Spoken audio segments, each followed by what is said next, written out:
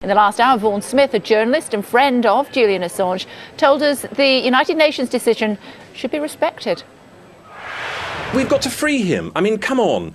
This is absurd. What sort of people are we? If we really are fair and decent people, let the man go. We should also actually look into how it got to this point, that we have a dissident here. I mean, it's fine, isn't it? We make such a fuss, like, you know, a siren call of when another country fails in human rights, but we don't appear to want to know when we do. Julian Assange embarrassed powerful people. The frightening thing is, if the British and the Swedish government don't respond to this, what if you or I or anybody in our country offends powerful people in this way or embarrasses them?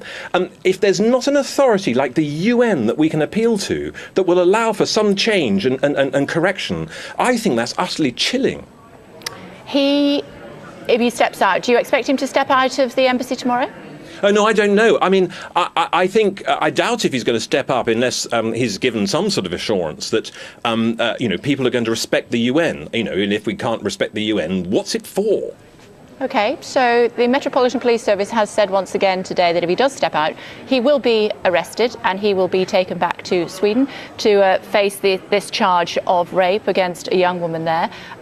He won't step out unless he gets... May I interrupt and correct you? There is no charge. Please, people have got to stop saying there's a charge against Julian Assange. Okay, there are only allegations that nobody seems to want to prosecute. No, I'm so sorry, but as a woman, I'm afraid I can't accept you saying only allegations. That's completely unacceptable.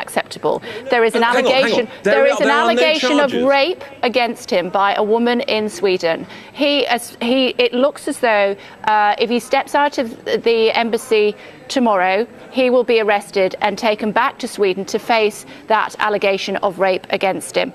As his friend, would you advise him? As his friend, if I may just ask the question, as his friend, authority than the UN tribunal that's looked at this, that's looked at all the facts, and you haven't. I'm sorry, that doesn't stand up. The Metropolitan Police Service has said he will be arrested if he steps out of the Ecuadorian embassy tomorrow. It's utterly shameful. You know, really, this is totally shameful. If we can't respect a UN body that's looked at this properly, then I'm sorry, we're going to lose a great deal of international reputation.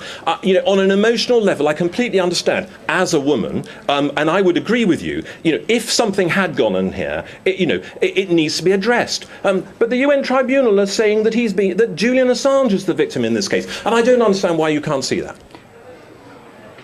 Well, that was lively, wasn't it? Our senior correspondent Ian Woods is here. So what does he face if he goes back to Sweden? He faces questions about an allegation of rape. Previously, there was another sexual assault allegation, a more minor one, which has now been dropped because time has run out. But a rape allegation takes longer for the date to surpass, if you like. So that will be valid as an investigation that Swedish police want to do up until 2020. The other allegation has now fallen by the wayside. But it is still something that the Swedish police want to question him about.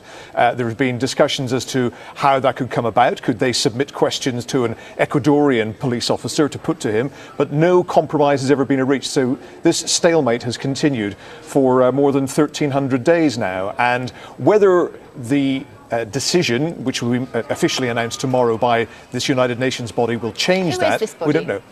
Let me tell you about the Working Group on Arbitrary Detention, because it's not a group, frankly, that we report on an awful lot, but it is a body within the United Nations. It's part of the Human Rights Commission at the United Nations, so it's based in Geneva. They are asked to look at all kinds of arbitrary detention around the world. In other words, cases where people are being detained, where there has been no judicial process and no trial that has actually convicted them.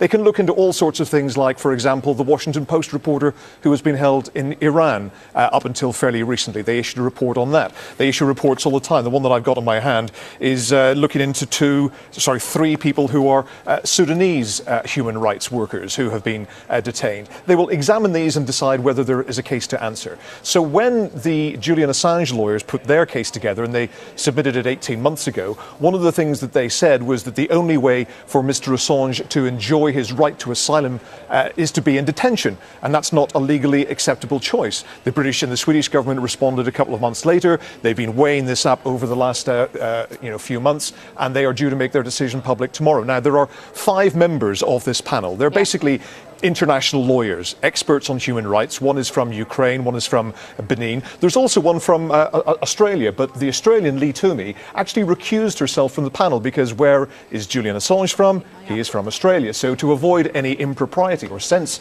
of impropriety, it was down to the representatives from Korea, Mexico, Benin and Ukraine to make a decision. We don't know exactly what they have said and how they have ruled, but the Swedish government have confirmed that they have found in Julian Assange's favour. And to be frank, I don't think Julian Assange would have been making his bold claim that he was going to walk out of the embassy if he was found to have lost this panel. I think that he knew, or somehow the word had got to him that he had Is it legally binding? That's the big question. It's not legally binding. But it's embarrassing. But it is embarrassing. Anytime any United Nations body wraps your knuckles, especially if you were a Western government, a democratically elected government, getting your knuckles wrapped by the United Nations does sting.